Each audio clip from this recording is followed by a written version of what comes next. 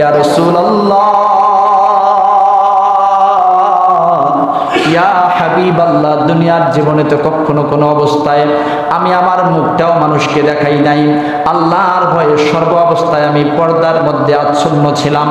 আল্লাহকে ভয় করে কখনো পর্দার লঙ্ঘন করি নাই। কিন্তু কিয়ামত দিবসে তো এক নয় দুই নয়, কোটি কোটি বিলিয়ন বিলিয়ন বাংলার তরুণ দাবান ছেলেরা তাদের রক্তগুলো দিয়ে বাংলাদেশকে আবার স্বাধীনতার শিখরে পৌঁছে দিয়েছে। সেই সব শহীদদেরকে যেন আল্লাহ তাআলা জান্নাতের উচ্চ মাকাম দান করে, সকলে বলি আল্লাহুম্মা আমিন।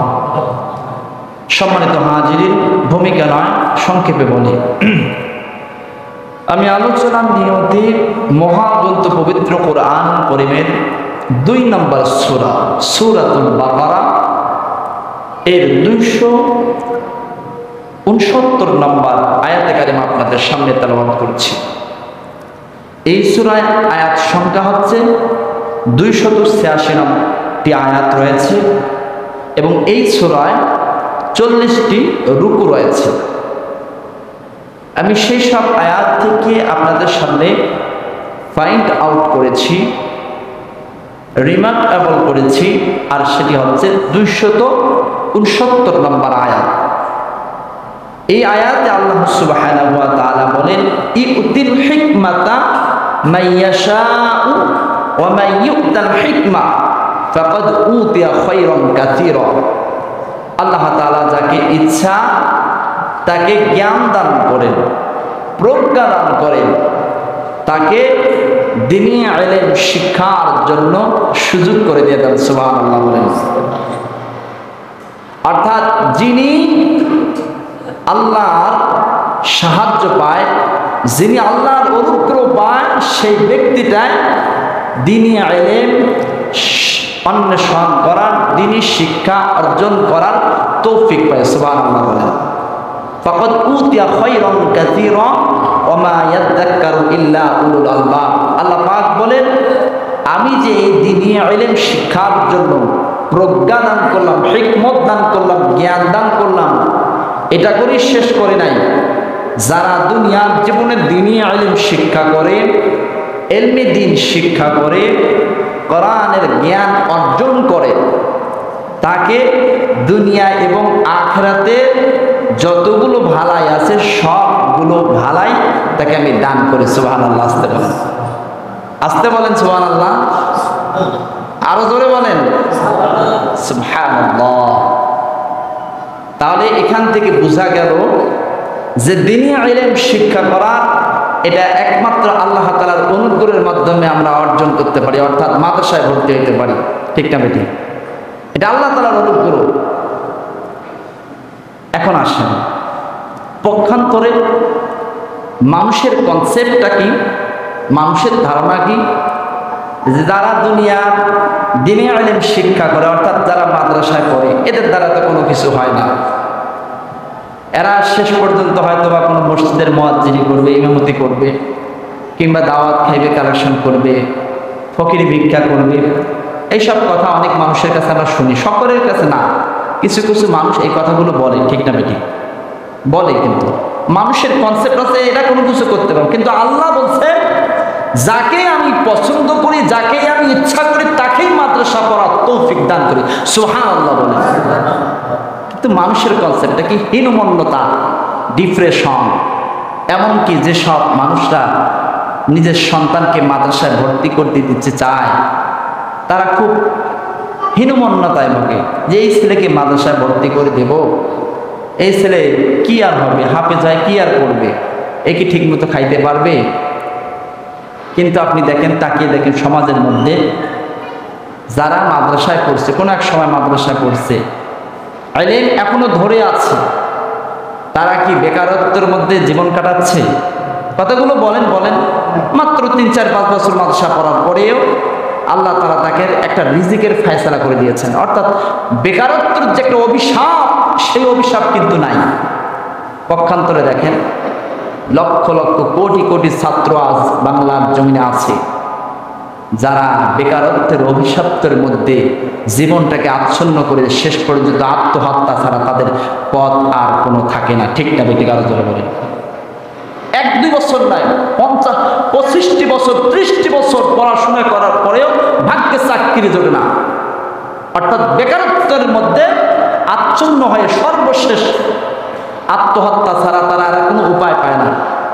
তাহলে বলেন দেখি, যে মাদ্রাসা ছাত্ররা লাভবান হইল না অন্যান্য শিক্ষারা লাভবান হইল? নিঃসন্দেহে বলা যেতে পারে যে মাদ্রাসার মাদ্রাসার ছাত্ররা যারা দ্বীনি ইলম শিক্ষা গ্রহণ করে, আল্লাহ তাআলা তাকে দুনিয়া এবং আখিরাতের উভয় জগতের তাদের কল্যাণ দান করেন। সুবহানাল্লাহ, এটা আল্লাহর ভাষা, কিন্তু আমরা এটা বিশ্বাস করতে চাই না। কিন্তু আমরা এটা বিশ্বাস করতে চাই না। তাই আমি সকলকে বলি, আমাদের কনসেপ্টটাকে আমরা ক্লিয়ার করতে চাই, কনসেপ্টটাকে আমরা ক্লিয়ার করি যে যারা মাদ্রাসায় পড়ে তারাই ভালো অবস্থানে সমাজে বসবাস করে। সুবহানাল্লাহ বলেন, আরো জোরে বলেন সুবহানাল্লাহ। তারা বসে থাকে না। আজকে আপনি তাকিয়ে দেখেন, পৃথিবীতে যারা সফলতার শীর্ষ চূড়ায় অবস্থান করতেছে, অধিকাংশদের মাদ্রাসা ব্যাকগ্রাউন্ড ছিল। আপনারা হয়তো বা চেনেন, একটা তথ্য দেই, কিছুদিন আগে পেপারে বললাম যে গুগল ক্রোম ব্রাউজার নামে একটা ওয়েবসাইট আছে। ক্রোম ব্রাউজার গুগলের মধ্যে ইন্টারনেট ওয়েবসাইটে আছে। তো এই ক্রোম ব্রাউজারের যিনি মহাপরিচালক, ক্রোম ব্রাউজার শুধু বাংলাদেশে নয়, সারা পৃথিবী ওয়ার্ল্ডের মধ্যে আছে। এই ক্রোম ব্রাউজারের যিনি মহাপরিচালক, তিনি ছোট্ট অবস্থায় ছোটবেলায় মাদ্রাসা করেছেন। সুবহানাল্লাহ বলেন। এখানে শুধু একটা না, অসংখ্য অগণিত জায়গায় আপনি লক্ষ্য করলে দেখবেন, যারা সফলতার শীর্ষ চূড়ার মধ্যে অবস্থান করছেন কিংবা করে গিয়েছেন, অধিকাংশদের মাদ্রাসা ব্যাকগ্রাউন্ড ছিল। মাদ্রাসার ছাত্ররা বহুমুখী থাকে, তারা একমুখী হয় না। তারা মাদ্রাসা পড়লো, দাখিল পাশ করলো, আলিম পাশ করলো, ফাজিল পাশ করলো, পক্ষান্তরে আবার দাওরা ফারিক করলো, কোনটাতে চাকরি না হয়, কোনটাতে কেউ সে করে খেতে না পারে। পক্ষান্তরে দেখেন, যারা অনার্স মাস্টার্স পড়া হাজার হাজার যুবক, তরুণ যুবক বাইরা আছে, তাদের কোনো পথ পাচ্ছে না। অবাক হয়ে যাচ্ছে যে একটা পথে শিক্ষা গ্রহণ করে কি করলাম, এতদিন যদি রাজমিস্ত্রি কাজ করতাম, না হলে এতদিন ফোরম্যান হয়ে যেতাম। ঠিক না ঠিক? আচ্ছা ভাই, টিপাটিপি করবেন না, বসেন, যা হয়েছে হয়েছে, বসেন।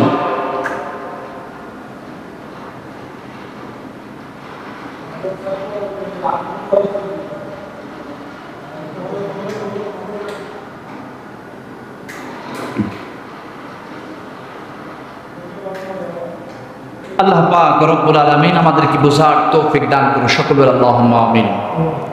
তাহলে বলেন দেখি, মাদ্রাসায় আমাদের সন্তানদেরকে পড়ার প্রয়োজনীয়তা আছে কিনা? আরো জোরে বলেন, আছে, আছে। মাদ্রাসায় যে সন্তানেরা মাদ্রাসায় পড়ে, তাদের সম্পর্কে আল্লাহর নবী, বিশ্ব নবী মুহাম্মদ রাসূলুল্লাহ সাল্লাল্লাহু আলাইহি ওয়াসাল্লাম অসংখ্য হাদিস বর্ণনা করেছেন। তাদের মধ্যে আপনাদের একটা হাদিস শোনাবো।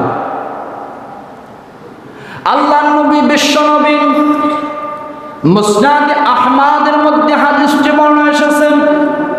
হযরত আবু দারদা রাদিয়াল্লাহু তাআলা আনহু থেকে বর্ণনা এসেছে। হযরত আবু দারদা বলেন, আমরা রাসূল করিম সাল্লাল্লাহু আলাইহি ওয়াসাল্লামের কাছে বসা ছিলাম, আর তিনি দার্স দিচ্ছেন, তিনি শিক্ষা দিচ্ছেন। যারা দ্বীনি ইলম শিক্ষা গ্রহণ করার জন্য, দ্বীনি ইলম তলব করার জন্য রাস্তায় একটি অতিক্রম করে, আল্লাহ পাক রব্বুল আলামিন সেই বান্দা অথবা বান্দির জন্য জান্নাতের একটি রাস্তা অতিক্রম করে দিয়ে দেয়। আর জোরে বলতে পারেন না? সুবহানাল্লাহ। এভাবে শেষ নয়, আল্লাহর নবী আবার বলেন, যেই সমস্ত তলবে আলেমরা বাড়ি থেকে বের হয়ে মাদ্রাসার দিকে গমন করে, মাদ্রাসার দিকে যায়, আল্লাহ পাক রব্বুল আলামিনের নির্দেশ ক্রমে, আল্লাহ পাক রব্বুল আলামিনের নির্দেশে আসমানের ফেরেশতারা জমিনের মধ্যে এসে তাদের ডানাগুলো বিছিয়ে যায়। সেই ডানার উপর ভর করে মাদ্রাসার তলবে ইলম ছাত্ররা মাদ্রাসার দিকে গমন করে। আর আরো জোরে বলবেন না? আল্লাহু আকবার।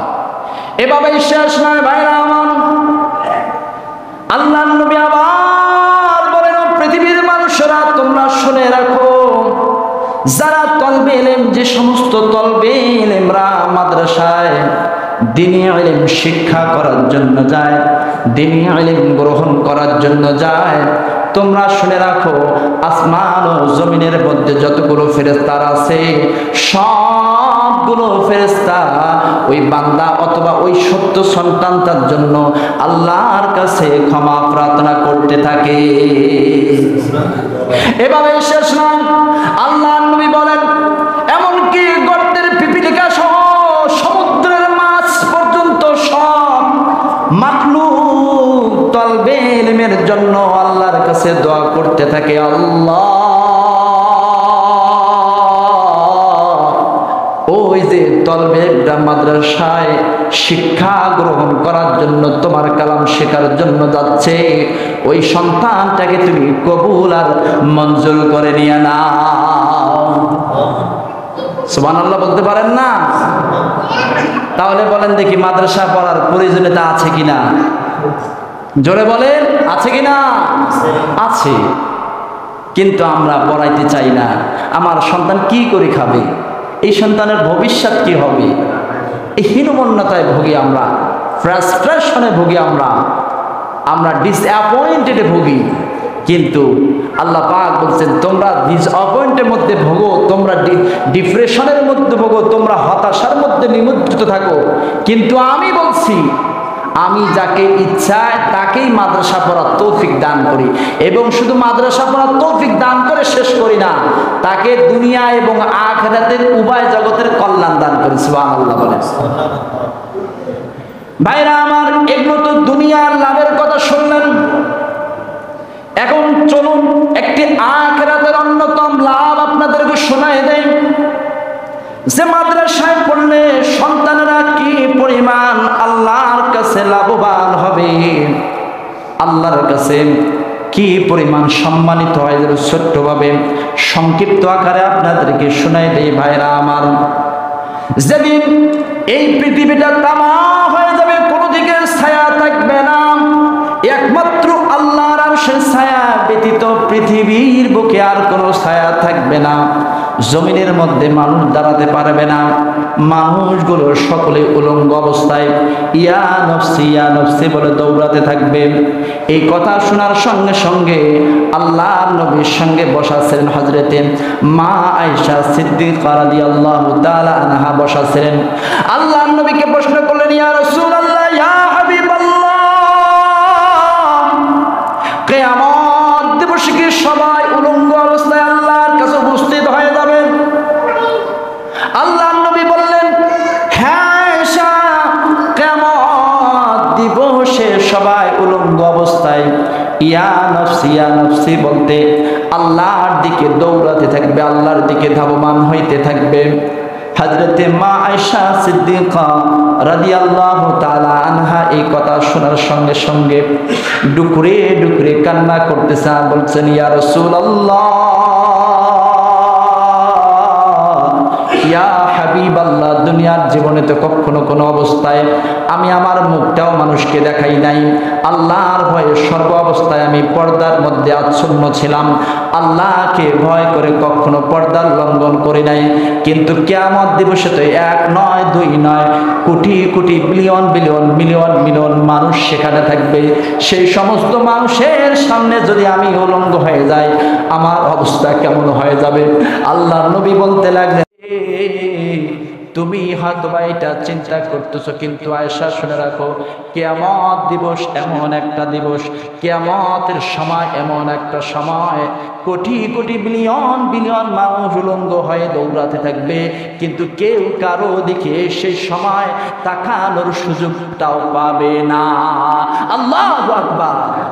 ভাইরা আমার, লক্ষ্য করুন, সেই কঠিন বিভীষিকাময় সময়, সেই কঠিন সময়, যে সময় মানুষকে চিনবে না, এ প্রসঙ্গে আল্লাহ পাক রব্বুল আলামিন সূরাতুল আবাসার 34 নম্বর আয়াতের মধ্যে বলেন, ইয়াউমা ইয়াফিরুল মারউ মিন আখি ওয়া উম্মিহি ওয়া আবিহি ওয়া সাহিবাতিহি ওয়া আখিহি ওয়া ফাসিলাতিহি আল্লাতী তুউবি। ইয়াউমা ইয়াফিরুল মারউ মিন আখি, এমন একটা বিভীষিকাময় সময় হয়ে যাবে, সেই সময় কেউ ভাই ভাইকে চিনবে না, বোন ভাইকে চিনবে না। ইয়াউমা ইয়াফিরুল মারউ মিন আখি ওয়া উম্মিহি ওয়া আবিহি, নিজের বাবা মা সন্তানকে চিনবে না, যে সন্তানের জন্য বাবা মারা দুনিয়ার জীবন দিতে প্রস্তুত হয়। ঠিক না বেটি? আরো জোরে বলেন। আপনারা ট্র্যাজেডিগুলো দেখেন অনেক সময়। আজ থেকে কয়েক বছর পূর্বে ঢাকায় লঞ্চের মধ্যে যখন আগুন লেগেছিল, মা সাঁতরাতে পারছিল কিন্তু সন্তান পাচ্ছিল না।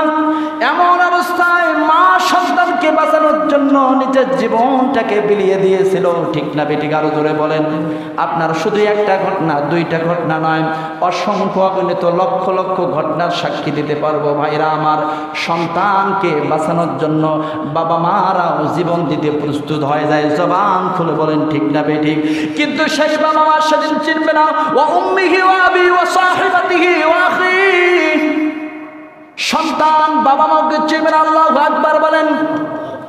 সেই কঠিন বিভীষিকাময় সময় আমরা আমাদের সন্তানগুলোকে বলতে থাকবো, ও আমার আব্দুল করিম, আব্দুর রহমান, আমার হিসাব নিকাশ শেষ হয়ে গেছে। তুমি তো আমার দুনিয়ার জীবনের সন্তান ছিলেন, তোমাকে আমি অত্যন্ত কষ্টের সহিত, তোমাকে কষ্ট করে মাগুলো সন্তানকে গিয়ে বলবে, সন্তান রে, ছোট অবস্থায় তুমি যখন কিন্ডারগার্টেন পড়তে, তোমাকে আমি নিয়ে যাইতাম, 2, 3, 4 ঘন্টা ওখানে বসে থাকতাম। আমার শত শত বাসার মধ্যে কাজ ছিল, কাজগুলোকে আমি ফেলে রেখে তোমার জন্য বসে থাকতাম। তোমাকে যখন এই নিয়ে আসতাম, আবার 2 মুঠো খেয়ে তোমাকে প্রাইভেটে নিয়ে যাইতাম। এভাবে সারাটা দিন সময়গুলো বের করেছি। তোমাকে আমি অত্যন্ত কষ্ট করে লেখাপড়া করিয়েছি। তোমাকে আমি এসএসসি পাস করিয়েছিলাম, তোমাকে আমি এইচএসসি পাস করিয়েছিলাম, এমনকি তোমাকে আমি মেডিকেলে ভর্তি করেছিলাম, তোমাকে আমি ইঞ্জিনিয়ারে ভর্তি করেছিলাম, তোমাকে আমি ভার্সিটিতে ভর্তি করেছিলাম। তুমি ভার্সিটি শেষ করার পরে, গ্র্যাজুয়েশন শেষ করার পরে তুমি তোমার জীবনে এস্টাবলিশড হয়ে গেছিলে, তুমি মাস্টার হয়ে গেছিলে, তুমি প্রফেসর হয়ে গেছিলে, তুমি ইঞ্জিনিয়ার হয়ে গেছিলে, তুমি ডাক্তার হয়ে গেছিলে। তোমার সফলতার জন্য আমি অক্লান্ত পরিশ্রম করেছিলাম। দুনিয়ার জীবনে তোমাকে আমি অনেক কিছু করেছিলাম, কিন্তু আজকে এই দিনে আমার হিসাব হয়ে গেছে। আল্লাহ আমার হিসাব নিয়েছে। মাত্র একটা নেকির জন্য আমি ফেল করেছি, মাত্র একটা নেকির জন্য আমি জাহান্নামের মধ্যে আমার ফয়সালা হয়ে গেছিল। ও সন্তান রে, তোমার তো প্রতি আমার তো অনেক অবদান ছিল, তাই তোমাকে আমি বলতে চাই, আব্দুল করিম, আব্দুর রহমান, আমাকে মাত্র একটা নেকি দিয়ে দাও, যেই নেকিটা নিয়ে আমি আল্লাহর কাছে সাবমিট করে জান্নাত যাব। কিন্তু সেই সময় আব্দুল করিম, আব্দুর রহমান কি বলবে? ভাইরা আমার, এই আয়াতের তাফসীরের মধ্যে আমি পেয়েছি, সেই সময় আব্দুল করিম, আব্দুর রহমান বলবে, ইয়াউমা ইয়াফিরুল মারউ মিন আখি ওয়া উম্মিহি ওয়া আবিহি। সেই সময় আব্দুল করিম, আব্দুর রহমান বলবে, আমার তো দুনিয়ার জীবনে কোনো প্রকার বাবা মা ছিল না। আমি মনে হয় আমি তো কোনো, আমার বাবা ছিল না, আমার মা ছিল না, আমার কেউ ছিল না। তুমি কোথা থেকে বাবা হয়ে আসলে, তুমি কোথা থেকে মা হয়ে আসলে? সঙ্গে সঙ্গে ওই সন্তান বাবা মাকে ডিনায় অর্থাৎ প্রত্যাখ্যান করবে। আল্লাহু আকবার, আর জোরে জোরে বলে। বাবা মা নিরুপায় হয়ে যাবে। কি করলাম যে সন্তানের জন্য? রাতকে রাত মনে করলাম না, দিনকে দিন মনে করলাম না, ফর্সাকে কালো বানিয়ে ফেললাম। তাকে ভালো রাখার জন্য রোদে পুরে কষ্ট করে মানুষ করেছিলাম, এস্টাবলিশ করেছিলাম। আজকে সেই সন্তান আমাকে ডিনাই করতেছে। মা বসে কান্না করতে থাকবে, আফসোস করতে থাকবে, আর বলতে থাকবে, কেন আমি এই সন্তানকে এই শিক্ষা দিলাম যে সন্তান আমাকে কঠিন মুহূর্তে আমাকে সে ভুলে যাচ্ছে। কিন্তু অপর প্রান্তের প্রাক্ষান্তরে অর্থাৎ পক্ষান্তরে ভাইরা আমার লক্ষ্য করেন, যে সন্তানকে আপনি মাদ্রাসায় ভর্তি করে দেওয়ার পরে হীনমন্যতায় ভুগতেছেন, যে সন্তানকে মাদ্রাসায় পড়ানোর কারণে আপনি ফ্রাস্ট্রেশনে ভুগতেছেন যে আমার সন্তান কি করবে, আমার সন্তানের ভবিষ্যৎ অন্ধকার হয়ে গেছে। সেই সন্তান বাবা মাকে দেখার সঙ্গে সঙ্গে দৌড় দিয়ে বলবে, আপনি তো আমার বাবা ছিলেন, আপনি তো আমার মা ছিলেন, আমার তো জান্নাতের সার্টিফিকেট হয়ে গেছে। হাদিস শরীফের মধ্যে রয়েছে, মুসলমান শুনে রাখেন, লেখে রাখেন, একাধিক হাদিস শরীফের মধ্যে রয়েছে, কোনো হালিম, কোনো হাফেজ যদি হক্কানি আলিম অর্থাৎ ওই অনুযায়ী জীবন যাপন করে, এক নয় দুই নয় 10টি মানুষকে নিজের সহ জান্নাতের মধ্যে যেতে পারবে। আল্লাহু আকবার বলেন। কোন কোন কিতাবের বর্ণনা আছে 10 জন নয় 14 জনকে নিয়ে যেতে পারবে। আল্লাহু আকবার বলেন। আবার কোন কোন কিতাবের বর্ণনা আছে সংখ্যায় নয়, যতদূর ইচ্ছা, যতদূর দৃষ্টি যায়, যাকে যেভাবে পছন্দ করতে পারে, যাকে নিয়ে আল্লাহর কাছে সুপারিশ করতে পারে, সেই মানুষটাকে নিয়ে আল্লাহর জান্নাতে দাখিল হয়ে যাবে। মায়েরা আমার লক্ষ্য করুন, সেই কঠিন বিভীষিকাময় সময় আমরা যে সন্তানকে নিয়ে বিভীষিকা, আমরা যে সন্তানকে নিয়ে ফ্রাস্ট্রেশনে ভুগি, হীনমন্যতায় ভুগি, সেই সন্তান গিয়ে বলবে, মা আপনি আপনার জীবনে অনেক কষ্ট করেছেন, আপনাকে নিয়ে আমি আপনাকে না নিয়ে আমি জান্নাত যাব না। অর্থাৎ আল্লাহর কাছে ওই সন্তান মা বাবাকে নিয়ে যাবে, ইনি আমার মা বাবা ছিল। আল্লাহু আকবার বলেন। আমার জান্নাতের সার্টিফিকেট হয়ে গেছে। আল্লাহ, আমি একা একাই জান্নাত যাইতে পারবো না, আমাকে এই 2 জন অর্থাৎ আমার মা বাবাকে সহ আমি জান্নাতে যাব। আল্লাহ বলবে সঙ্গে সঙ্গে, যাও তুমি তোমার বাবা মা সহ জান্নাতের মধ্যে দাখিল হয়ে যাও। এভাবে শেষ না ভাইরা আমার, আমি আমার চাচাদেরকে বলবি, আমি আমার ভাইদেরকে বলি, যে সমস্ত ভাইরা লজিং খাওয়ান, অনেক সময় তো চাপে পড়ে লজিং নিয়ে নেন, যেই সন্তানটা অর্থাৎ হুজুর বলে এই সন্তানটা আপনার বাড়িতে খাবে, নিরুপায় হয় আপনারা বলেন হ্যাঁ ওই ছেলেটাকে আমাকে দেন, খুশি হয়, অনেকেই নিতে চায় না। সেই সন্তান, সে হাফিজে কোরআন অর্থাৎ আলেম সন্তানটা সেই সময় সেদিন বলবে, আল্লাহ, আমি যখন দ্বীনি ইলম শিক্ষা গ্রহণ করেছিলাম, আমি যখন মনসা পড়া হাফিজিয়ার মাদ্রাসার মধ্যে কোরআন তেলাওয়াত করেছিলাম, সে সময় মাদ্রাসায় থাকাকালীন সময় আমি আমার অমুক মানুষটার কাছে খেয়েছিলাম, অমুক চাচি আমাকে নিজের সন্তানের থেকে বেশি আদর করেছিল, নিজের সন্তানদের থেকে বেশি আদর করেছিল। অর্থাৎ রাতের বেলা খাওয়ার পরে পরের দিন যদি একটা মাছ থেকে সন্তান যদি একটা থাকে, আমি যদি সেখানে থাকি, আর সেই সন্তান নিজের সন্তানকে না দিয়ে আমাকে ভালোবেসে আমি কোরআন পড়ি বিদায় আমাকে ওই মাছটা দিয়েছিল। আল্লাহ, আমার লজিং মাস্টার ছিল আব্দুল কুদ্দুস, তিনি দিন রাত পরিশ্রম করে আমাকে খাওয়াইছিল, আমাকে কষ্ট করে অনেক কিছু ভরণ পোষণ দিয়েছিল। আল্লাহ, আমি দেখতেছি ওই মানুষটা জান্নাতের সার্টিফিকেট পায় নাই, ওই মানুষটা জাহান্নামের সার্টিফিকেট পেয়েছে। আল্লাহ, আপনি তো আমাকে অনুমতি দিলেন, আমাকে জান্নাতে যাওয়ার জন্য অনুমতি দিয়ে দিলেন, আমার বাবা মাকেও জান্নাতে যাওয়ার জন্য অনুমতি দিয়ে দিলেন। আল্লাহ, আপনার কাছে আমি প্রার্থনা করি, আমি আমার ওই লজিং মাস্টার আব্দুল কুদ্দুস ও রহিমা ছাড়া আমি জান্নাত যাব না। আল্লাহু আকবার বলেন। আল্লাহ তখন বলবে, যাও তোমার লজিং মাস্টারনি সহ তুমি জান্নাতে দাখিল হয়ে যাও। আল্লাহু আকবার বলেন। এভাবে বাবা মা, দাদা দাদি, নানা নানি, শ্বশুর শাশুড়ি, কোনো কিতাবে মানুষের 14 জন মানুষকে সাথে নিয়ে জান্নাতের মধ্যে একজন হক্কানি আলেম এবং হাফেজ দাখিল হয়ে যাবে।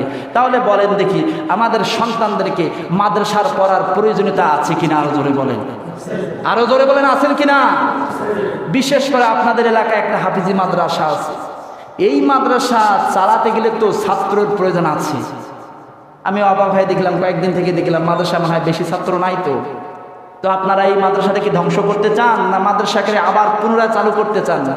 কথাগুলোর উত্তর দিবেন। মাদ্রাসাটাকে পুনরায় আবার চালু করতে চান কিনা? অবশ্যই চান। তাহলে আমাদেরকে কি করতে হবে? ছাত্র কালেকশন করতে হবে।